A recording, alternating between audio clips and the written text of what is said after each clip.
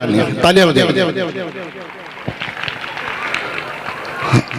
और बेटी और बाप का रिश्ता एक बहुत अनोखा रिश्ता है, एक बहुत मार्मिक रिश्ता है, बहुत नाजुक रिश्ता है।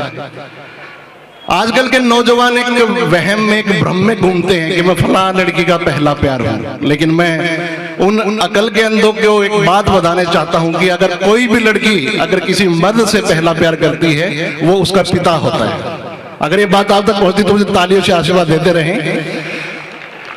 और इसी पिता के और बेटी के रिश्ते पर मुझे एक प्रसंग याद आ रहा है। एक बार मैंने कहीं पढ़ा था कि हवाई जहाज में कई लोग यात्रा कर रहे थे और यात्रा करते करते एकदम मौसम खराब हुआ। क्रू मेंबर्स ने घोषणा कर दी कि सभी यात्री अपनी अपनी बेल्टें बांध लें, कुछ खतरे में प्लेन है। और बादलों की गड़गड़ाहट के बीच हवाई जहाज हिलने लगा। वहां जहाज में उपस्थित 300 यात्री अपने अपने भगवान को, अपने ईश्वर को, अपने अल्लाह को याद कर रहे थे। लेकिन एक 6 वर्ष की बेटी जो विंडो सीट पर बैठी, वो तालियां बजा बजाकर उस मौसम को एंजॉय कर रही है। तो साथ में एक शालिनी चेतन जैसी कोई महिला उस बच्चे की इस एक्टिविटी को नोट कर रही कि तालियां क्यों बजा रही हैं। जैसे तैसे प्लेन ने लैंड कर लिया, लेकिन उस महिला के मन में एक जिज्ञासा थी कि इस बच्चे से पूछा जाए कि ये खुश क्यों थी। एयरपोर्ट पर उतरते ही उस महिला ने उस बच्चे से पूछा, बेटा आप ये बताइए, हम सब मौत के मुंह में थे, हम सब डरे हुए थे, लेकिन एक सिर्फ आप ही जो तालियां बजा बजा कर उस डर को, उस बादलों की गड़गड़ाहट को भी आप एंजॉय कर रही थी, क्या कारण था। तो उस बच्ची का जवाब अगर आप तक पहुंचते तो मुझे आशीर्वाद देना। उस बच्चे ने ये कहा कि आंटी, इस प्लेन में जो पायलट है वो मेरे पापा हैं और मेरे पापा मुझे कभी गिरने नहीं देते। ये एक बच्ची का आत्मविश्वास होता है।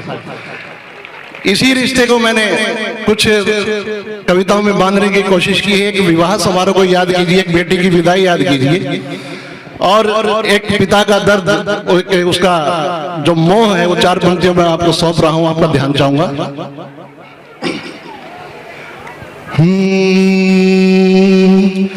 मधुर शहनाई में हम काश गम के खार ना बोते, बनी जब लाडली दुल्हन नया सुहौसला खोते। विदा होते हुए मुझको बड़ी लगने लगी बिटिया, विदा होते हुए मुझको बड़ी लगने लगी बिटिया।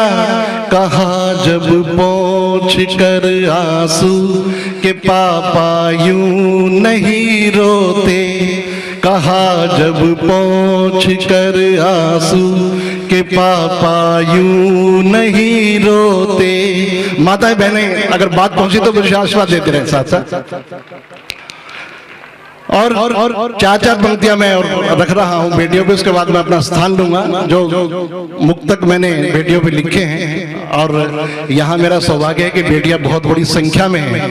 और आजकल के परिवेश को देखते हुए एक बात तो बिल्कुल तय हो चुकी है कि घर की सब्जी से लेकर और ओलंपिक के गोल्ड मेडल तक की जिम्मेवारी बेटियों ने अपने कंधों पर ले रखी है।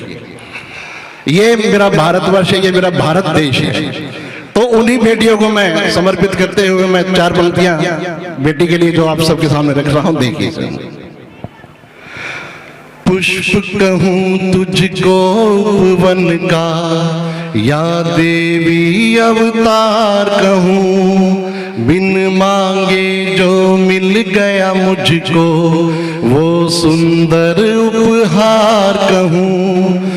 बिटिया तू सूखे जीवन पर रिमझिम बूंदे सावन की, गीत कहूँ मैं तुझको या फिर गीतों का श्रृंगार कहूँ।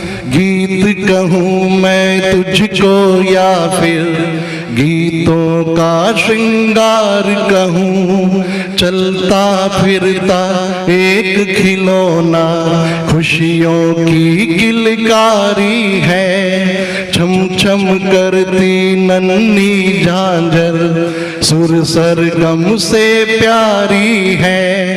एक अनोखी ताकत मिलती तुझको गोद में ले लूं तो, तेरी एक हंसी ही बिटिया सब दुखों पर भारी है, तेरी एक हंसी ही बिटिया सब दुखों पर भारी है। बहुत बहुत धन्यवाद, बहुत बहुत आभार आपसे।